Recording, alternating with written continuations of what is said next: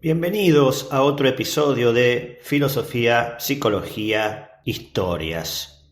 Hoy vamos a hablar de las teorías de Carl Jung, quien fuera uno de los primeros terapeutas de la historia, colaborador de Freud, quien fuera además el fundador del psicoanálisis.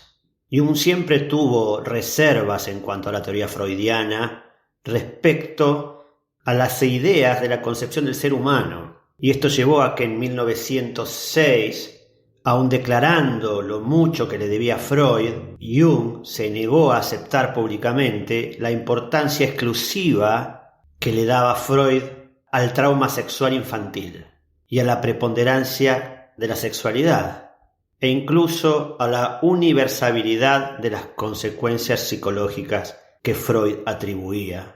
En el año 1909 viaja Conferencia y Freud a Estados Unidos y dan una conferencia en la Universidad Clark.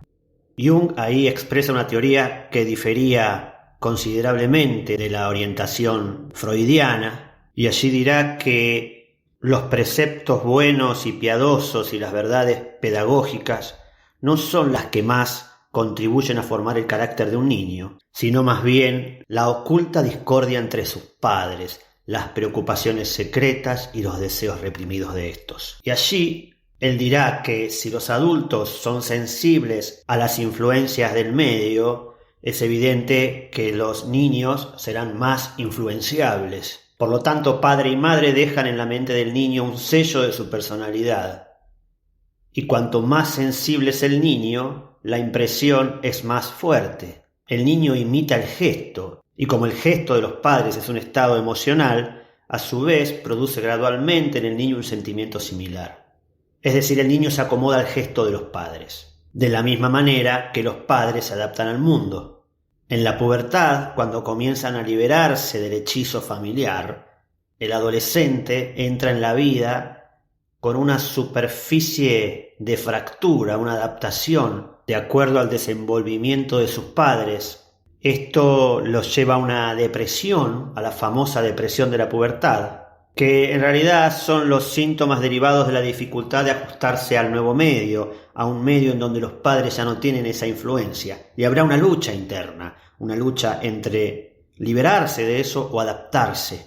El joven, en un principio, intentará apartarse de la familia en todo lo posible, incluso intentará separarse de ella.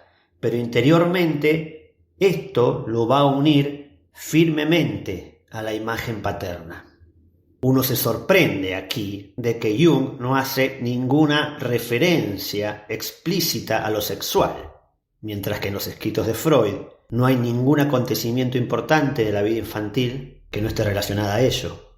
En cambio, Jung destaca lo emocional entre el niño y los adultos, más que el desarrollo o la supresión de los instintos. Para Jung era más importante y primordial la relación emocional, e incluso las relaciones asexuales, que las relaciones sexuales, las relaciones instintivas, la libido y lo reprimido en torno a ello. En el año 1912, Jung propugna una total revisión del concepto de la libido. Freud hace una teoría descriptiva y Jung hará una teoría genética. El punto de vista genético mira una multiplicidad de instintos, incluso el sexual, surgiendo de una unidad relativa, una libido primordial. Jung afirma que la evolución demuestra innumerables y complicadas funciones que carecen de carácter sexual. Para él, en la naturaleza no existe distinción entre la libido y el hambre. La libido se manifiesta como un continuo impulso vital y no enteramente sexual. Para Jung, la succión infantil en el pecho de la madre no tiene nada que ver con una naturaleza sexual, como afirmaba Freud, sino que por el contrario, tan solo es una función nutricia que da placer y satisfacción, pero no placer sexual.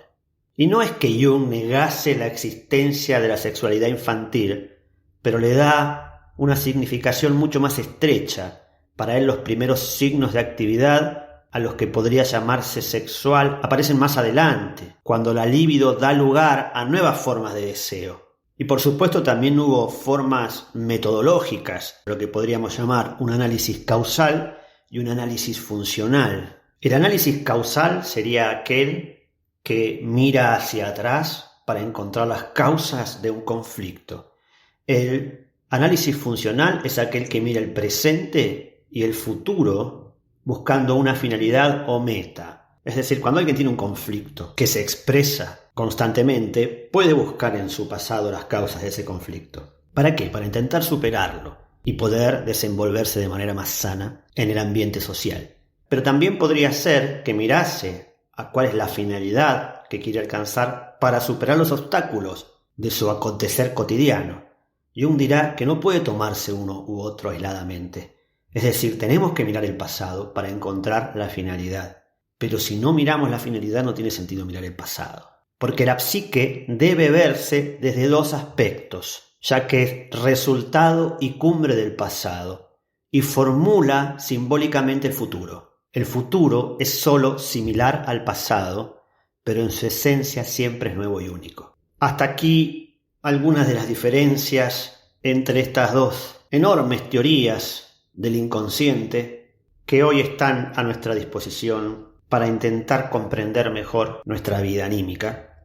Y me despido con una frase de Carl Jung, donde nos invita al autoconocimiento, que dice así: el conocimiento de tu propia oscuridad es el mejor método para hacer frente a las tinieblas de otras personas.